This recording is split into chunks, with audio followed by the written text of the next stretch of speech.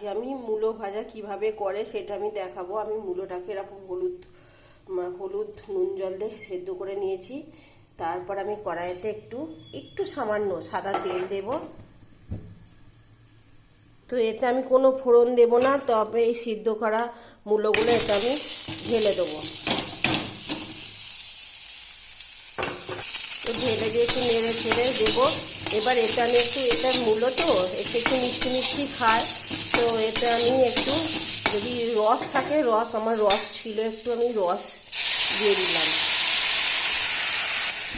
তো এই রসটা দিয়ে আমি নেড়ে চেড়ে রসটা মরে গেলেই, মানে ফুটে ফুটে এর সঙ্গে গায়ে গায়ে লেগে থাকবে, তাহলেই আমার মূলো ভাজা রেডি হয়ে যাবে। তো আমি দেখাবো পরে। তো রসটা ফুটে ফুটে এইভাবে মাখো মাখো হয়ে যাবে, তখন আমার এই মূলো ভাজা রেডি। তোমরা একটু ট্রাই করে দেখতে পারো, রস দিয়ে বা ওটা চিনি দিয়েও করে। আর এখানে আমার রস ছিল বলে আমি রস দিয়েই করেছি, মিষ্টির রস ছিল সেটা দিয়েই করেছি।